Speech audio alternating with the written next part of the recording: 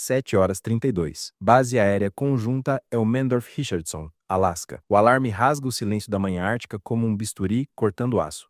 Não há aquecimento, não há protocolo gradual. O líder dos caças F-20 e 2 Raptor arranca da pista em 0,088 segundos de reação, inclinando em uma subida vertical de 9G que faz o concreto tremer e o céu sangrar.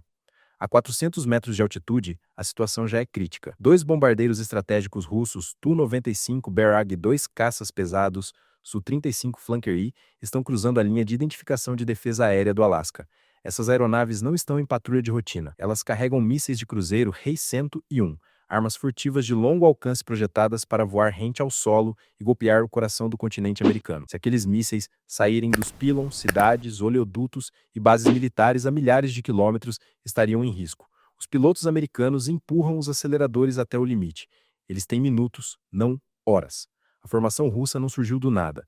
Ela foi meticulosamente planejada em Moscou durante semanas. Os estrategistas russos calcularam que os Tu-95, com seus motores turbohélice NK-12 produzindo uma assinatura sônica ensurdecedora, serviriam como isca perfeita. Barulhentos o suficiente para atrair atenção, rápidos o suficiente para atingir o ponto de lançamento antes que qualquer interceptação fosse possível. Os Su-35 Flanker I, que os escoltavam, eram a segunda camada do plano.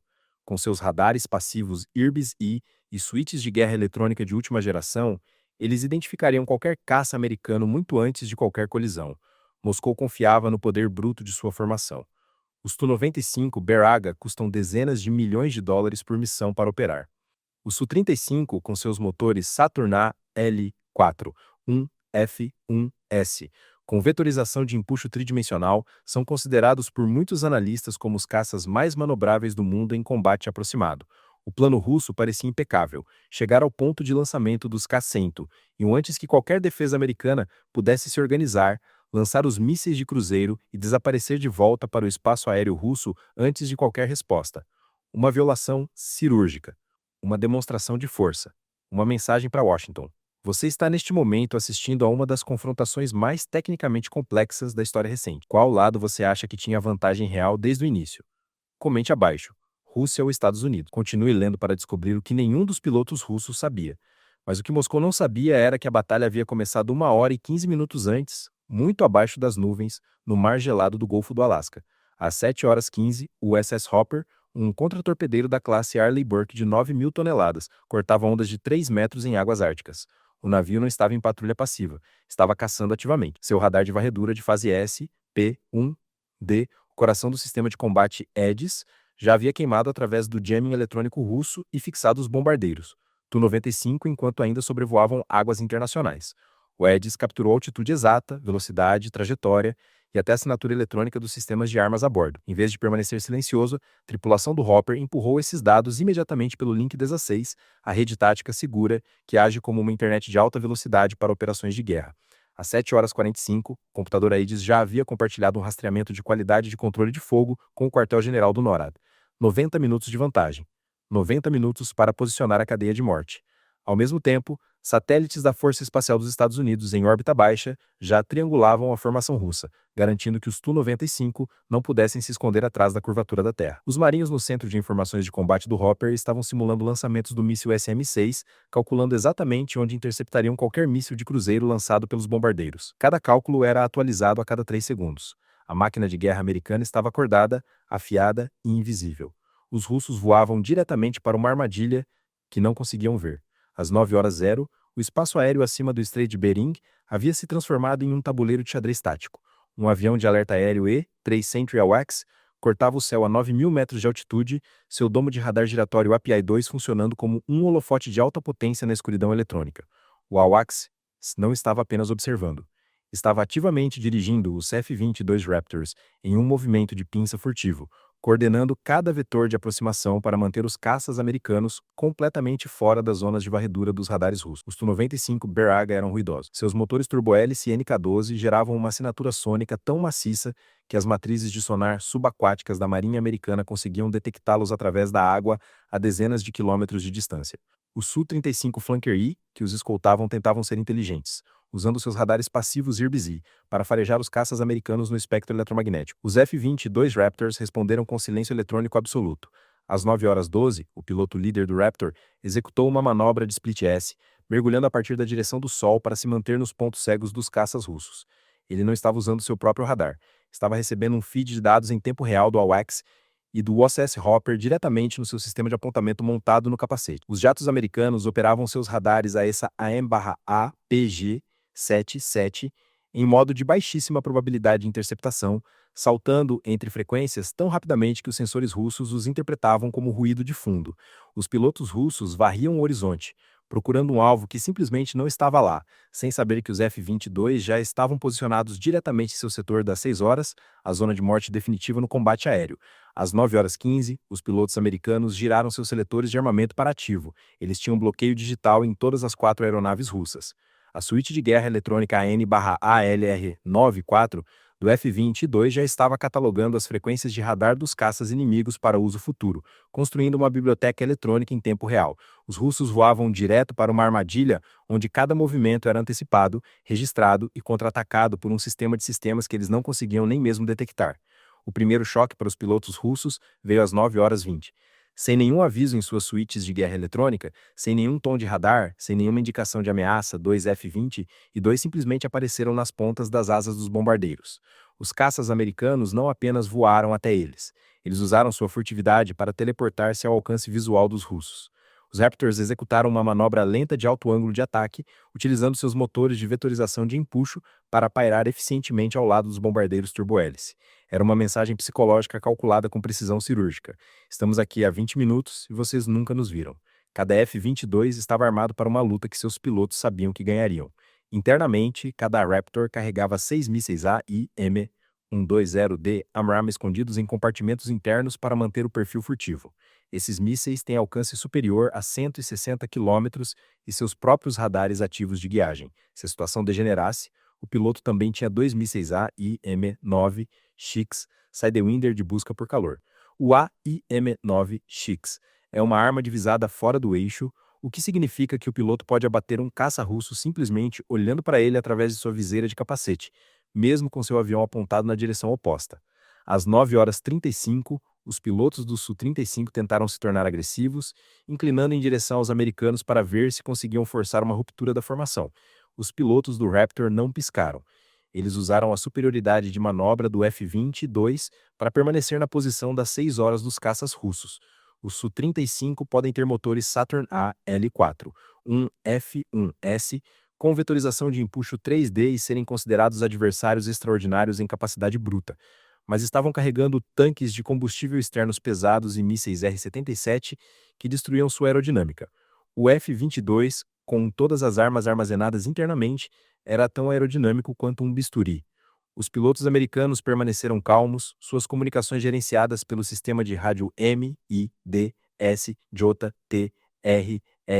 de última geração, suas vozes medidas e precisas enquanto a formação russa de 300 milhões de dólares era colocada em uma gaiola tática que ela sequer podia identificar. Enquanto o drama ar-ar se desenrolava, a Marinha dos Estados Unidos fornecia uma camada de seguro colossal a partir da superfície. Às 9h45, o USS Hopper e o USS Kidd tinham seus sistemas de lançamento vertical Mark 41 em estado de alta prontidão. Cada contratorpedeiro é uma aula magistral de 1,8 bilhão de dólares em defesa multidomínio.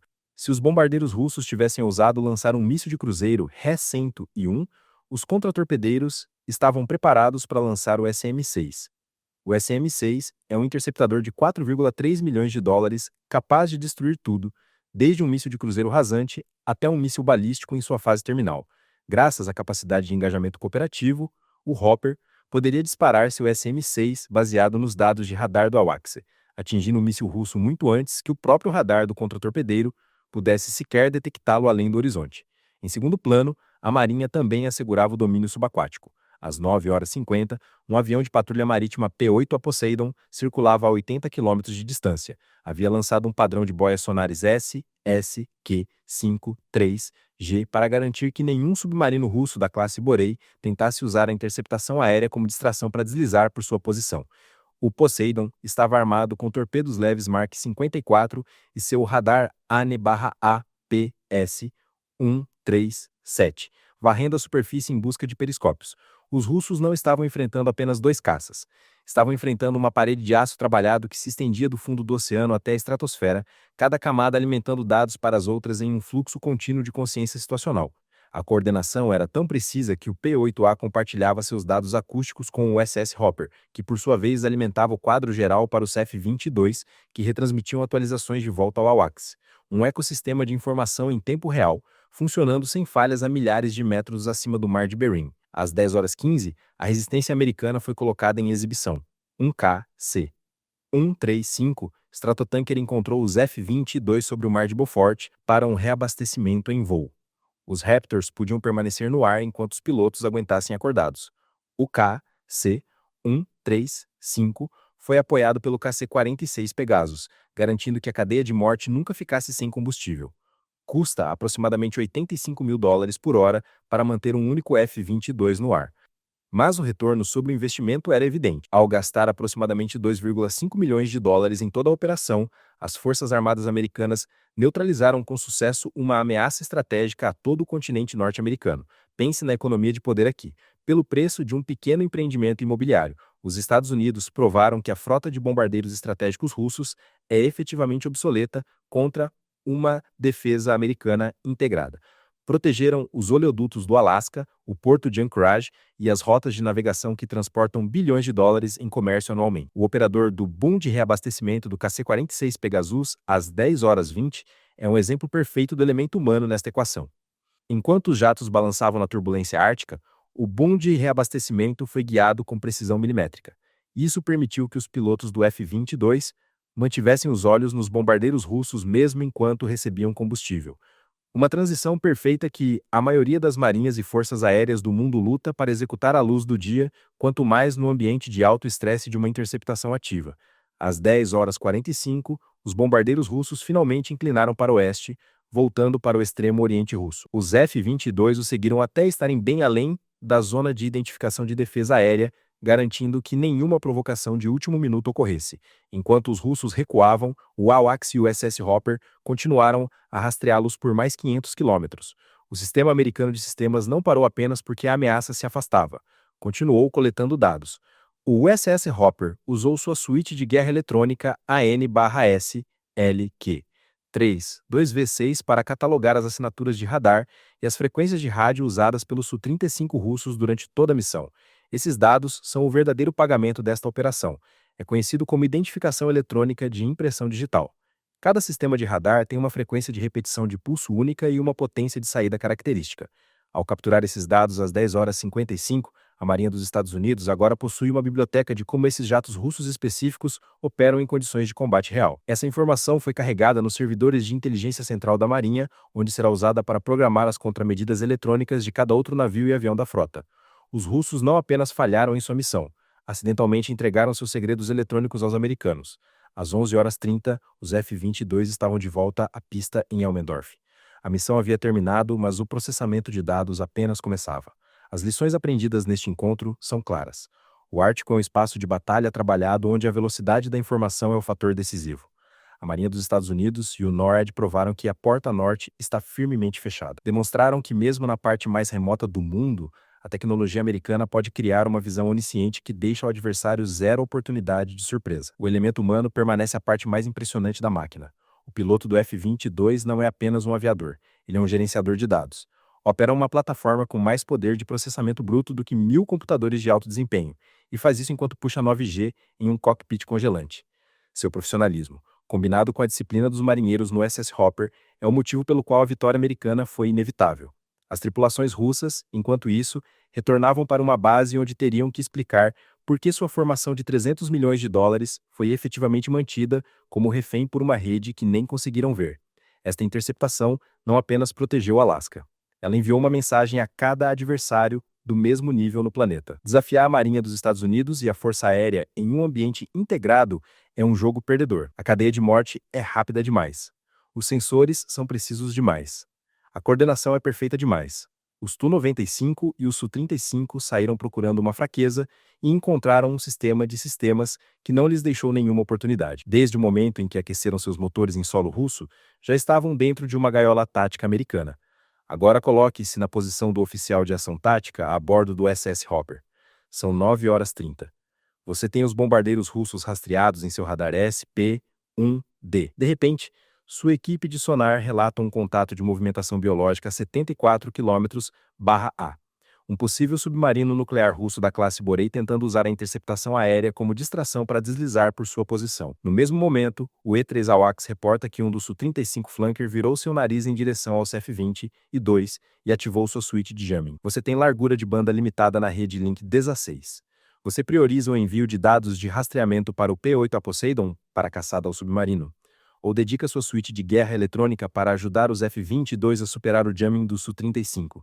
Se ignorar o submarino, ele pode atingir posição de lançamento de mísseis nucleares. Se ignorar o jamming, os F-22 podem perder sua vantagem tática. Divida a defesa e arrisque ser medíocre em ambas as frentes, ou comprometa-se com o ar e confie que o submarino é um engodo. Comente sua tática abaixo. Como você gerenciaria a cadeia de morte quando as apostas são tão altas? No mundo moderno, a guerra invisível é vencida por aqueles que conseguem processar dados mais rapidamente do que o inimigo consegue puxar um gatilho. Os Tu-95 e Su-35 russos vieram procurando uma fraqueza e encontraram um sistema de sistemas que não lhes deixou nenhuma oportunidade. O poder coordenado das Forças Armadas Americanas permanece o mestre indisputável do Ártico, garantindo que a porta norte permaneça fechada e que as regras do céu permaneçam em mãos americanas. Se você quer ver mais análises segundo a segundo de como as Forças Armadas Americanas usam esse poder integrado para manter a estabilidade global, certifique-se de apertar os botões de curtir e inscrever-se. Continuaremos decodificando a tecnologia e as táticas que definem as linhas de frente. A situação descrita neste vídeo é uma análise técnica e tática baseada em relatórios sobre interceptações americanas de aeronaves russas próximas ao Alasca. Embora baseada em ativos militares reais, especificações técnicas e tensões regionais, os desenvolvimentos táticos específicos e as sequências de engajamento são dramatizações hipotéticas usadas para ilustrar as capacidades, a doutrina e os sistemas defensivos da Marinha dos Estados Unidos e do NORAD. Até a próxima, fique afiado e mantenha os olhos no horizonte.